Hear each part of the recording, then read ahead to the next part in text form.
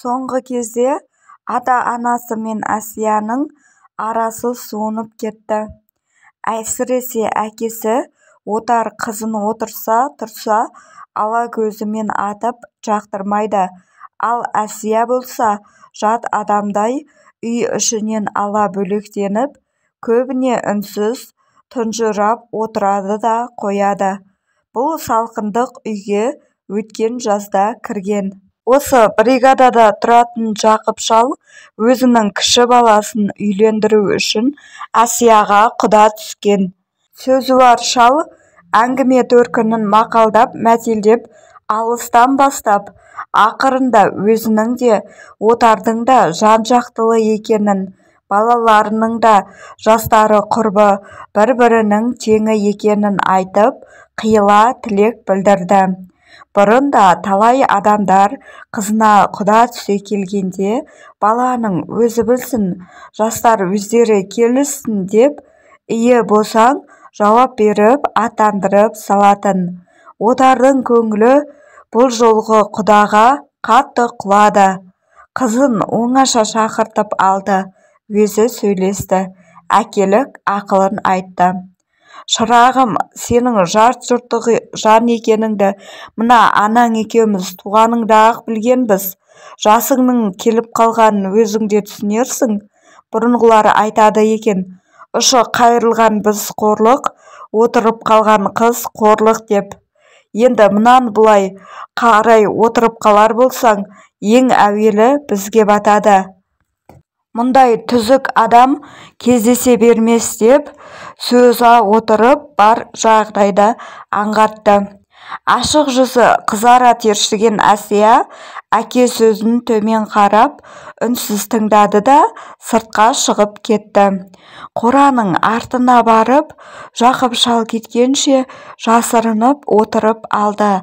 Әкесінің айтқандары есіне түскен сайын жәбір көрген баладай өксіп жылады. Кешкісін анасының алдында солығын баса алмай тағы да жылады. Көңілі сүймейтін адамға бара алмайтынын айтты. Бірақ әкесі дегеннен қайтпауға бекінген. Сүймеймін дегенің қандай өнер екенін білмеймін. Осы ата-бабаларымыз сүю деген бәлені білмей-ақ өмір сүріп еді, сонда да үрім бұтағы өсіп өркендеді.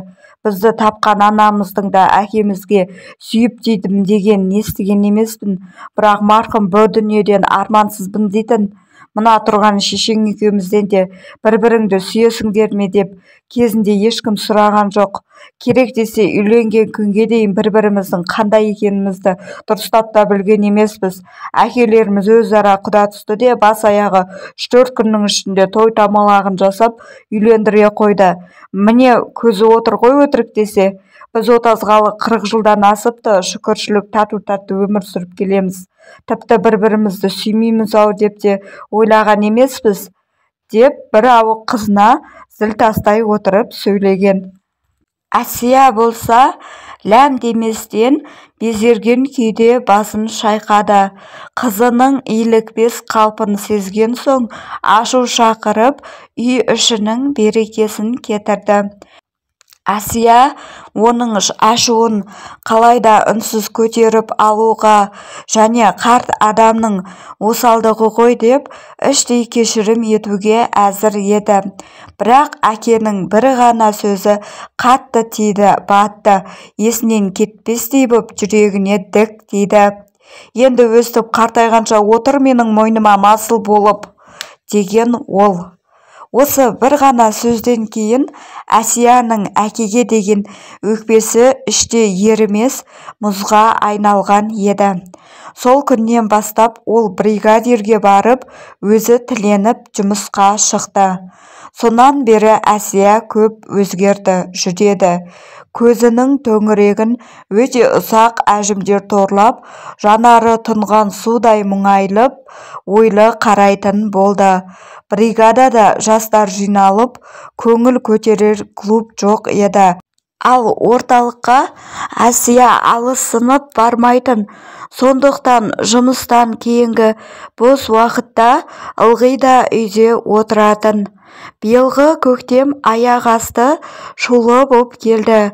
3 күн қатарынан лекілдеп ескек жел соқты да сіресіп жатқан қалың қар бір түннің ішінде-ақ ұрланып көшіп кеткендей зым-зия жоқ болды. Жер ақ көйлегін шешкен арудай сыланып құлан-таза болды да қалды. Көктем көрінісі көзді арбап, көңілге нелер қилы ой салатын ең бір жақсы шақ еді. Құстар да көбейіп кетті. Ертеден кешке дейін дүр-дүр етіп ағаштан ағашқа қонып у-шу базар жасап, мәз-мейрам болып шақылықтасып бір тыным таппайды. Қыстай жайбарақат жатқан колхоз өмірінде де апыр-топыр әбігер басталды. Осы көктеммен бірге Әсияға да белгісіз бір үлкен сезім қатар келді. Әлде қайдан алыстан ерекше бір хабар күткендей үнемі елегізіп тыңдайтын сияқты. Ұшар құстай үркектеп айналасына жалтақтай береді. Түні бойы пердені ысырып қойып, кірпік қақпастан терезеге қарайды. Осындай күндердің бірінде жер солқылдатқан трактор бригаданың кішірек көшесін қақ жара отырып, дәл отардың есігінің алдына кеп тоқтаған. Аласа бойлы, кепкасын бір жайғына қисайта киген қазанбас жеңілте қара жігіт жерге секіріп түсті. От ағасының үйі осы мекен, біз қонақпыз, деді дәл бір қора кісі келгендей даурыға дауыстап. Онан соң қақпа алдында тұрған Раш кемпірге таяп кеп иіле қол беріп, күлімсірей амандасты. Ерні-ерніне жұғар емес. Атым Ноян, орталықтанмын, бригадир жібербеді, жатақхана әзір болғанша осы үйде жата тұр деп. Отар ауланың ішінде тұрған. Ең болмаса бір адам сияқтысын жібермей, мынасының түрін-ай, сауысқанша шықылықтаған неме ғой мынау. Мынау бір, деп қойды ол қонақты жақтырмай. Әрине, бригадир жіберген адамды қондырмаймын деп және айта алмайды. Іштей тынып үнсіз қабылдады. Ноян үй иелерінің бырысып тырыса қалған қас-қабақтарын елең қылмастан сол салдырлаған қалпында көңілдене сөйлеп, сыртта салдырлаған қалпында ішке кірді. Комбинезонын шешті де шаңын сілкіп-сілкіп шарбаққа іліп қойды. Ойбай шырағым, малымыздың ішінде жебірлері бар, жеп қойып жүрмесін, деген кемпір сөзіне, жесе жей-берсін, менің нем кетіп барады, бұған сіңген солярка мен солидол да есесін жібермес, дей салды. Ибай не деді? Аулағыл онда, деді. Ноян қарқ-қарқ күліп қолын бір сілтеді. Онан соң үйге кірді де нақ төрге отырды. Тек бір сәт терезенің алдында өзіне үлкен қара көзімен тесіле қарап тұрған Әсияны көргенде сәл абыржып қалды. Артынша-ақ, сен бізбекесің бе, деп ойнақы тілмен тіл қатты. Жұрт отағаңды шық берместен бері емес десіп жүр ғой, мен бүгін бригадирмен осы үйге әдейі сұранып келіп едім, деді. Солай ма, деді. Қыз даусында тереңнен шыққан бір күрсініс бар еді. Әкесі сараң екен деп қызы неден жазықты болмақ сонда, деді. Онан соң омырауына түскен қалың бұрымдарының бірін жайлап тарқатып қайта өрді. Енді екінші бұрымын тарқата бастады. Неге екені белгісіз Әсияның жабыңқы жүзіне қарап отырып, Ноянның оны титтей де ренжіткісі келмеді. Күлкісін тыйып Әсияға кешірім өтіне қарап, мұнан кейін үнсіз отырды. Малын қоралап, жайластырып үйге кірген Отар, қонақты жақтырмағандағы әдетінше төмен қарап отырып, онсыз да шиыра-шиыра шуда жіптей болған жіп-жіңішке мұртын түкірігімен сулап тағы да сылай бастады. Қарап отырғанша сөз болсын, отағасы, мұрт жібергеніңізге неше жыл болды? Деп сұрады әлден уақытта Ноян. Танауы жыбырлап, көзі жайнап шыға келді. Отар оған алара бір қарап қойды да, теріс бұрылып жастыққа жантайды. Әсия тұншыға мырс етіп ауызғы бөлмеге шығып кетті. Тамағын кернеген Отар, «Өй, әдепсіз ит, тарт тіліңді!» деп ақырып жіберуге оқталды да, ол ойынан тез қайтты. «Қой, бұл немеден үндемей құтылған жөн болар», деп түйді.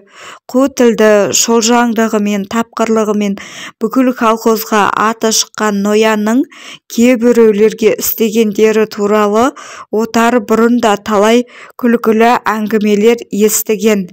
Қазір де өзін солар сияқты мерт қылар деп қорықты. Аңдысқан мысық пен тышқандай төсекке екеуі де үнсіз жатты. Таңертең елден бұрын тұрған Отар қорадағы малды шығарды, қораны сыпырды. Дала тұнық еді. Алыстан тау шыңдарын жара көтерілген күннің өткір сәулесі жер бетіне найза кірпіктеніп шашырай бастады. Жаңа басылған жұқа киіздей боп жатқан аппақ шық мөлт-мөлт етіп лезде еріді. Отар үйге кірді де төрде шалқасынан түсіп қорылдап жатқан Ноянды: «Әй, тұр! Өзің ұйықтау үшін келген немесің бе?» деп түртіп оятты. Ұшып тұрған Ноян көзін уқалай салып тез киінді де тысқа шықты.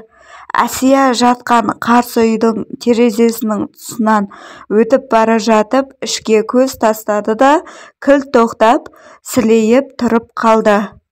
Аузы ашылып, терезеге үңіле түскен. Тек күшіне жөтелген Отар артынан ілесе шыққан соң амалсыз ары қарай жүріп кетті.